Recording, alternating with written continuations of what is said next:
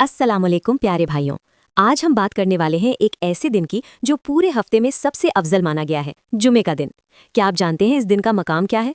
कौन कौन से ऐसे अमल हैं जो हमें इस दिन ज़रूर करने चाहिए, और वो कौन सा ख़ास वक्त है जब दुआ कबूल होती है?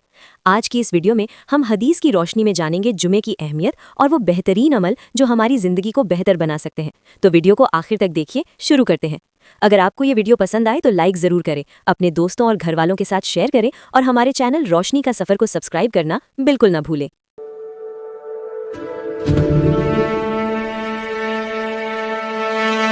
हफ्ते के 7 दिनों में से एक दिन ऐसा है जिसे दिनों का सरदार कहा जाता है। जी हाँ, हम बात कर रहे हैं जुमा के दिन की।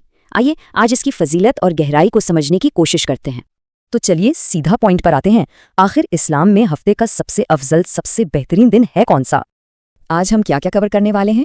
पहले तो जुमे की फजीलत, फिर नमाज की इतनी ताकीद क्यों है, उसके बाद दुआ की कबूलियत का वो खास वक्त, फिर देखेंगे कि इस दिन हमें क्या आमाल करने चाहिए, और आखिर में जुमा हर हफ्ते हमारे लिए क्या पैगाम लाता है। तो शुरू करते हैं पहले हिस्से से, जुमा की फजीलत। आखिर क्यों है ये दिन हफ्ते का सरदार? तो जो सवाल हमने शुरू में उठाया था उसका जवाब बिल्कुल साफ और वाज़ेह है। हदीस की रोशनी में हफ्ते का सबसे बेहतर दिन जुमा का दिन है। लेकिन क्यों? इसकी वजह एक बहुत ही गहरी हदीस में मिलती है।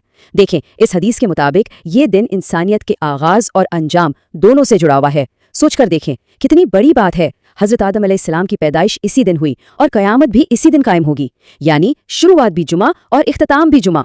तो इसका मतलब ये हुआ कि जुमे का दिन सिर्फ एक मामूली हफ्तावार इबादत का दिन नहीं है। नहीं, ये तो पूरी इंसानी तारीख के मरकज़ में है। इसकी अहमियत बहुत बहुत ज़्यादा गहरी है। अच्छा, अब आगे बढ़ते हैं। जुमा के दिन की जो सबसे मरकज़ी इबादत है, यानी जुमा की नमाज, उसके बारे में क्या ताकीद की गई है, चलिए देखते हैं। सबसे पहली और अहम बात, जुम्मे की नमाज मर्दों पर फ़र्ज है, यानी ऑब्लिगेटरी, लेकिन कुछ शर्तों के साथ। ये कोई नफल या सुन्नत नहीं है जिसे छोड़ दिया जाए, बल्कि ये एक लाजमी जिम्मेदारी है, और इस जिम्मेदारी को हल्के में लेने का अंजाम वो बहुत संगीन है।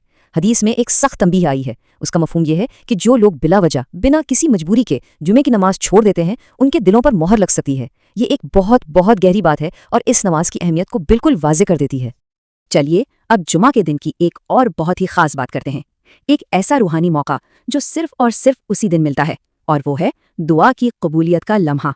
जी हाँ, हदीस में ये खुशखबरी है कि जुमे के दिन एक ऐसी घड़ी, एक ऐसा अनमोल वक्त आता है जब कोई भी दुआ रद्द नहीं होती। ये अल्लाह ताला की तरफ से एक ज़बरदस्त तोहफा है। तो आप सबके जहन में ये सवाल होगा कि आखिर ये खड़ी होती कब है? देखें, इसका बिल्कुल ठीक ठीक वक्त तो नहीं बताया गया है, लेकिन ज़्यादातर उलमा का इस बात पर इत्तेफाक है कि ये वक्त असर की नमाज के बाद से शुरू होता है और मगरिब से पहले पहले तक रहता है। इसलिए ये टाइम दुआओं में गुजारने के लिए इंतहाई कीमती है। ठीक है, अब आते हैं इसके प्रैक्टिकल साइड पर, यानी जुमे के दिन हमें ऐसे कौन से अमाल करने चाहिए जिनसे इस दिन का पूरा पूरा फ़ायदा उठाया जा सके।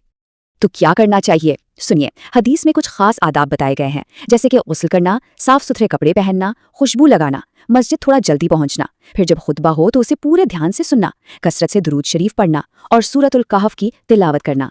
ये सब काम उस दिन की बरकतें और नूर हासिल करने के बेहतरीन तरीके हैं।